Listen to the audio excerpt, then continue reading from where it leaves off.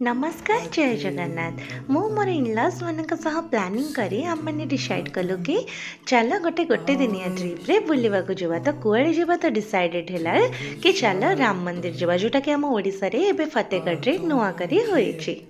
आम समस्ते गोटे ट्रावेलर बुक करी बाहरी पड़िलु राम मंदिर अभिमुखे। तो पुरी रो पाखापाखि आमको लगिगला 3 आवर्स। जेहेतु आम मैंने अर्ली मॉर्निंग बाहरी जाइतिलु तो केही भी ब्रेकफास्ट करि नथिले। बाघमारी छकले होटल नीलमाधव गोटे ब्रेकफास्ट पई एकदम फेमस रेस्टोरेंट सेठी इडली बरा चार चा ब्रेकफास्ट कर सारा परे आमे पाखापाखि पहुंची गलु राम मंदिर रो। तो दूर राम मंदिर देखि बहुत एक्साइटमेंट लागुथिला। तापरे गाड़ी पार्किंग कलु आ जोता स्टैंड रे जोता रखिकी बाहरी गलु राम मंदिर पई।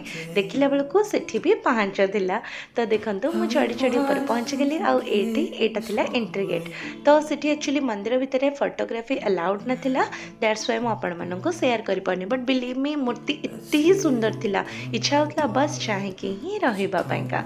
आउ एठी प्रसाद भी मिले किंतु आमे मानकर टाइमिंग मैच कलानी सो आमे माने प्रसाद खाई पारलुनी। आपण माने चाहिले खाई परिबे। एटा गोटे छोट शॉपिंग कॉम्प्लेक्स टाइप रा भितर अछि किछि भी चाहिले किना किनी करि परिबे कि भोग सामग्री पानी बोतल ठंडा किछि रामंकर कड़ा मूर्ति एक्सेट्रा।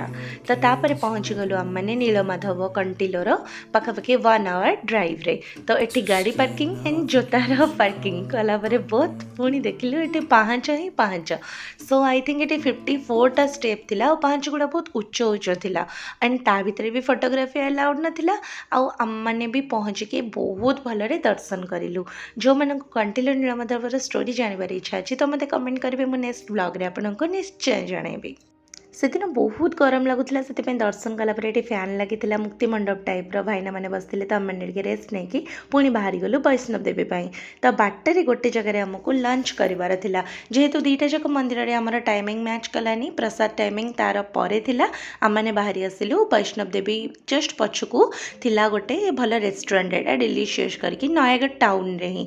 तो तार खाइबा सेठी बहुत भल था प्योर भेज था माने भेज एमती फ्राइड राइस पनीर मशरूम एमती सब किसी जार जा इच्छा था सेटा खाइलु। मु भी सजेस्ट करी आपण मैंने ये निश्चय रेस्टोरेंट रे ट्रायल करेंगे। तो फाइनाली नयागढ़ छाड़ी आम मैंने पहुँची गलु जामुकणा। तो सेटा गोटे पाखापाखि 10 किलोमीटर एमती किसी जंगल रास्ता थिला। तापरे पहुँची गलु आम मैंने वैष्णव देवी रे। एठी भी पाहाच थिला आउ बस गुंफा टाइप रो टिके हेतिला आगु गला परे आउ कोठी भी फोटोग्राफी अलाउड नथिला। तो मो भीतर कोठी भी शूट करि पानी जस्ट एटा टिके ग्लिम्स देखि दियंतु। वैष्णव देवी दर्शन कला परे इवनिंग रे फेरी आसलु घर को। टाटा।